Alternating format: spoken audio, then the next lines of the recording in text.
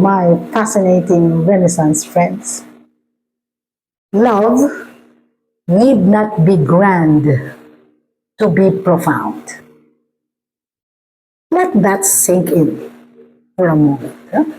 Love need not be grand to be profound. For Pablo Neruda, okay, love is found in the ordinary.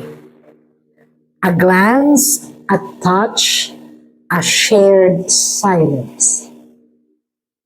First, who is Pablo Neruda? Okay, this is a continuing series, all right, for the month of October, where we bring out literature and the famous works of literary geniuses out of the classroom, out of the pages of a book into our lives, because they are timeless truths for living gracefully, wisely, and elegantly. Well, Pablo Neruda is a Chilean poet who is also a Nobel Prize winner. Just like last episode's literary figure that we discussed, Tagore, he is also a Nobel laureate. Okay, and we said that a Nobel laureate is a winner of a Nobel Prize for fields where they excelled very well. In his case, it's a Nobel Prize in literature. And the beautiful thing here is he is not just a poet, a Nobel laureate. He is also a diplomat. Oh, wow. He's also a diplomat, and he's also a politician. Okay, in a former politician, actually a senator, in his country, Chile, until he exiled himself because of a change of leadership. That's Pablo Neruda. And, he wrote lots and lots of poems, but his famous ones are these two. 100 love sonnets and 20 love poems. Okay, 100 love sonnets and 20 love poems. In these two very famous works of his, what did he celebrate? He celebrates passion, intimacy, and tenderness. So passions, if you will read these beautiful works of his poems would always tell you, would always exalt, passion, intimacy, and tenderness. And that tells us, that love is both mystery and anchor. Okay, mystery and anchor. I like that. Okay, life is a mysterious force. You don't know. In fact, sometimes I would ask my husband, say, okay, why did you fall in love with me? And he would stare at me and he said, many, many reasons. Okay, give me one. And he would just embrace me and not say anything. Many, many reasons. He could not even pinpoint one. But I guess that's the mystery. Why you fall in love with somebody? Sure, they have qualities, they have done something that you felt loving and sexy and all of that. Let psychology, itemize that. But basically, when you ask somebody, so I ask myself also, why did I fall in love with my husband? Okay, I begin to think of what he has done for me, but then again, that's not enough, isn't it? Because he continues to surprise me with wonderful acts of kindness, of tenderness, of intimacy. So it's really that, that love is both mystery and anchor. Anchor meaning a spiritual, what else? A personal commitment to make the relationship last until death do us part. Isn't that Isn't that part of our vows?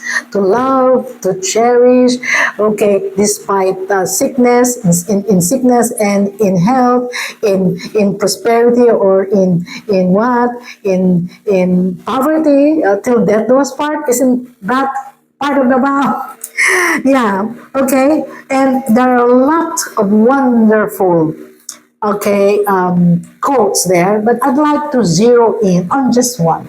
After all, we're just talking about 10 to a 15 minute segment, but I encourage you. Maybe you could really read his 100 sonnets and 20 love poems. Okay, I like it when he said, "I love you as certain dark things are to be loved." It took me such a long time to even realize, to even extrapolate what does it mean by this. I love you as certain dark things are to be loved in secret between the shadow and the soul. That's how poets write. Okay? They don't tell you in straight sentences. You have to figure it out. I guess when you figure it out, your own mindset, your own experiences, come into the fore, isn't it? So if I try to explain to you what I what this sentence mean to me, it will be very different, from what you would extrapolate from it. So let me just share with you what for me this means, okay? Very, very personal. Well, after all, literature, even if they tell you a quote, it will always resonate in a different, very, very unique in a way. I love you as certain dark things are to be loved in secret. Meaning, we have our traits and goodness as shown explicitly, like if for instance, like, and this is how I show how much I love my husband. Okay, physically, at any time, I really don't care where, I think guilty as charged, PDA, okay, PDA, physical display of affection, PDA, okay, I'm guilty of that. If I remember something he did, no matter how small. Sometimes he's not even aware of that. If I remember that in my mind, wherever I am, whether in my small office I go up, where he is, where he does his thing there, his painting, I will simply just go to him. I will embrace him from behind, and I will just tell him, "I love you." That's how I show it. So he likes that. So I guess that those are things that he knows because it's explicitly shown. Before I sleep, he tells me, "I love you," and he kisses me, and he wakes up ahead. He wakes me up tenderly, and he says, "I love you. Should I prepare breakfast?" Because he prepares breakfast for us, for me, for us. Well, of course, I prepare all the other meals, but breakfast, that is his gift to me. Okay, so see, certain dark things are to be loved in secret. So which means that the things I do not know, okay, the things I'm not aware, and even the things which irritate both of us. We are not perfect. There are things that he does which somehow, well, it doesn't make me mad. It just irritate me, and that is just for a second. And I'm sure I do a lot of things that he thinks, "Oh no, not again."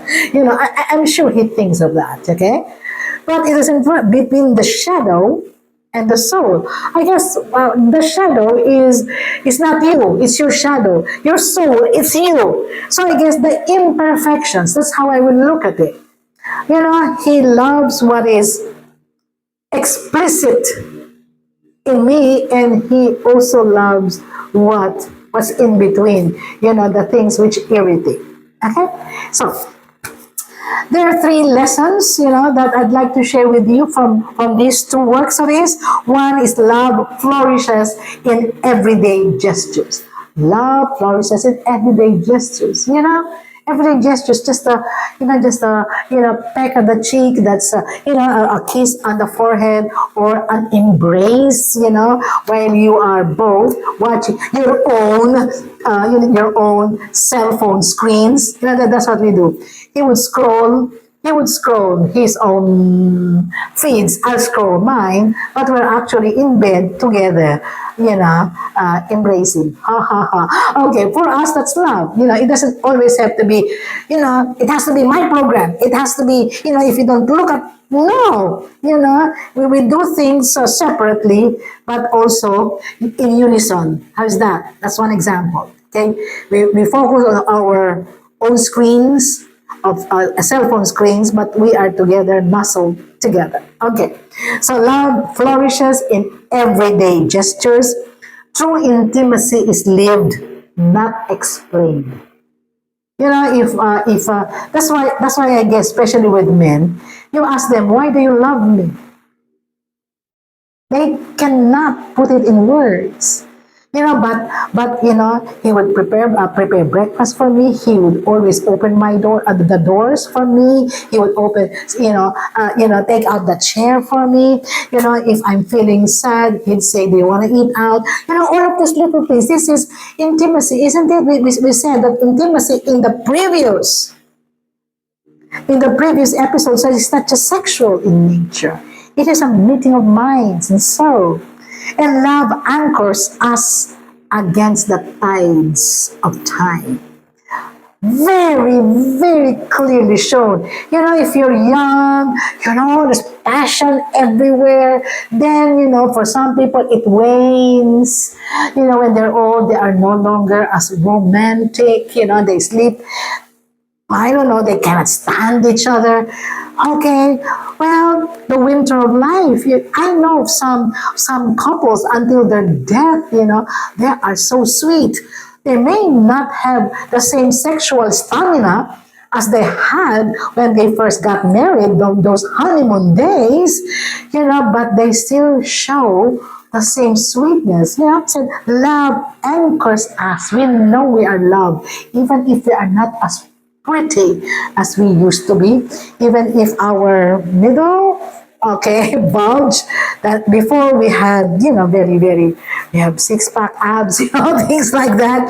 Love anchors us, okay, against the tides of time. So, for a closing reflection, let me read this for you, okay? That teaches us, cherish the ordinary. For in the ordinary lies the most extraordinary gift, love that endures. It's so beautiful, isn't it? Neruda teaches us, cherish the ordinary. For in the ordinary lies the most extraordinary gift. Okay, love that endures. I'd like to add my own. The most exquisite expression of love is actually expressed in the silent moments, in the simple things. Meaning, you're silent. Maybe I'm thinking of my next episode. Maybe he's thinking of his next great creative idea for his painting. But we're quiet, But I feel deep down inside me, that his love is there. And I'm sure he does the same way. I pray he does. Okay?